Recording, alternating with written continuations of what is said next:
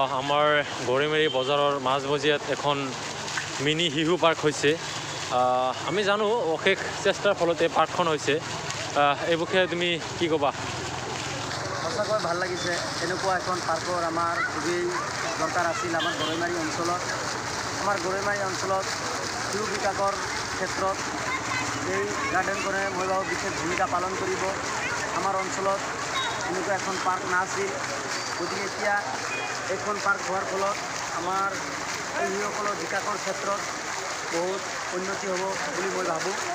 আৰু যিসকল ব্যক্তিয়ে এই আমাৰ এই গাৰ্ডেনখন গঢ়াৰ ক্ষেত্ৰত ভূমিকা পালন কৰিছে তেখেতলৈ মই আন্তৰিক অভিনন্দন জ্ঞাপন কৰিছোঁ। আৰু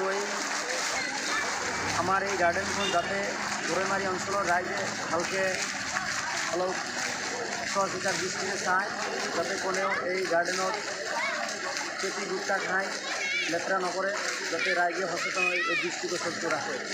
আৰু কিবা হ'ব নেকি ইয়াতে গছ গছনি বা ইয়াতে হয়তো এই গাৰ্ডেনখন গঢ়াৰ ক্ষেত্ৰত যিসকলে ভূমিকা লৈছে তেখেতে হয়তো আৰু চেষ্টা চলাই আছে গাৰ্ডেনখন আৰু কিমানখিনি উন্নতি কৰিব পৰা যায়, সেইখিনি চেষ্টা চলি আছে। আৰু হয়তো গাৰ্ডেনত আৰু বহুতখিনি কাম ৰৈ আছে। সেইখিনি কাম হয়তো মই শুনামতে অতি সোনকালে হৈ যাব।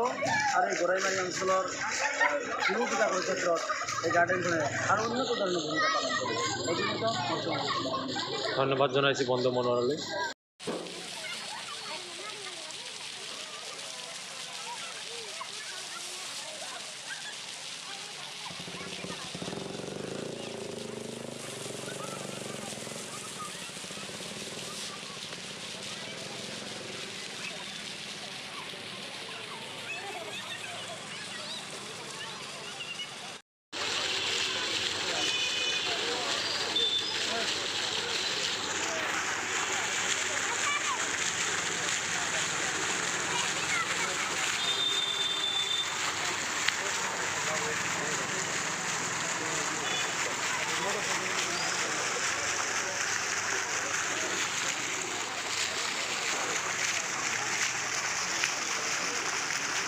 খেলি আছে।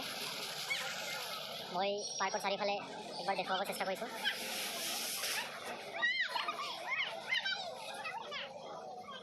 ধুনীয়া ভিউ দিছে এইখন পাৰ্কত।